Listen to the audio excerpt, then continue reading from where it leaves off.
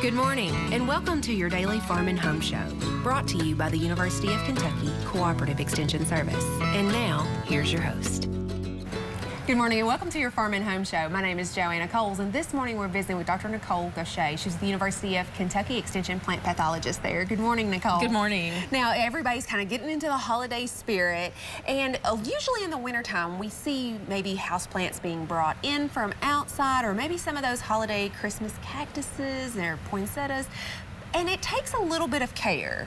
It does. It does. So in both cases, we're still bringing a plant that was in high light situations into low light situations, or from a high humidity situation into a very low humidity situation. So we're about to shock the heck out of any plant that we move into our homes. That's almost a guarantee. And it almost seems like every winter we start getting calls about, you know, my plant's not looking so great. I've really watered it and I've done all these things and I'm still having problems.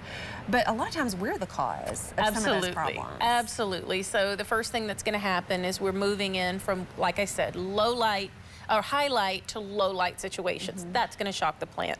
Then we're moving it into a dry environment. For instance, my house is very warm and very dry, so instantly when plants come in, they'll start burning at the tips or the margins, and they just start looking bad almost instantly. And then a lot of times our reaction is just to water, water, water.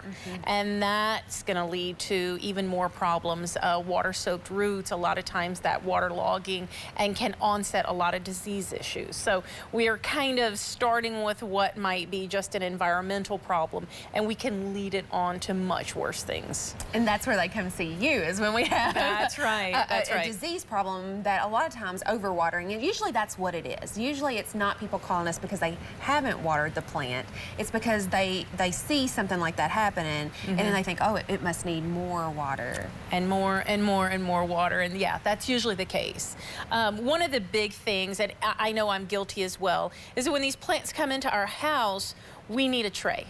We're not going to put a plant onto our hardwood floor or our marble hearth. We're going to protect it with some kind of tray. And those trays a lot of times are going to hold water, and we don't have the habit of dumping those trays once we have too much water. So overwatering, a lot of times new poinsettias and Christmas cactus will have those pretty sleeves on them. That is probably the biggest cause of death of both Christmas cactus and poinsettia, because those sleeves are plastic and they're holding water. So runoff from irrigation or the watering can is going right into that bottom, and the plants are just sitting in that water. So what would you recommend to water your poinsettias or your Christmas cactus with that pretty sleeve? Because it does add a little bit of decoration to those plants. It does. So a couple of things that I do is I'll cut the bottom of that sleeve off. Oh, yeah. And so if you just take it out of the sleeve, cut around it, and then put it back, so you still kind of got the outside. A clear plastic saucer, or just a nice matching saucer, just remembering to dump. That's a big thing. And two, you know, we can talk about salinity, but 1/3 of your irrigation water should come out the other end of your pot. Flush out the salts. So that's a lot of water. So it's not just giving it minimal amount of water to drink, water it enough.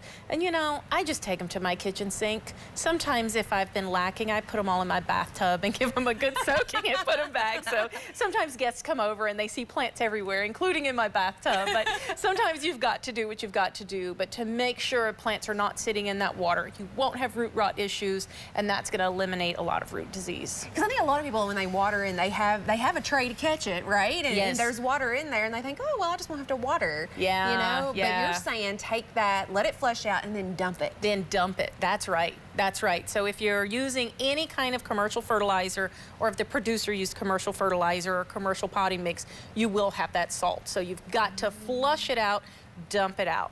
That's a must for everything, even our patio pots get rain and it does flush, right? Yes. Once it comes into the house, we don't want that overflow. So we tend to leave it there, and we leave them sitting in there. So is there anything to do? You mentioned the light and bringing them in, and it's drier environment. Should we mist them at all, or is that suggested? We can mist if we want. I have a couple of plants, staghorn fern, for instance, that's sitting in a bowl of gravel, and I put water under the gravel. So the plant's not sitting in water, but there is that water water under there that's keeping it humid. That helps. And getting them away from your vents. And my tropicals love it by those vents. It just means that there are more water for me to do. So it's high maintenance. In the end, it's high maintenance to have plants in the house. All right. Well, but if you have questions, you can contact your local extension office. Thanks, Nicole, and we appreciate you watching.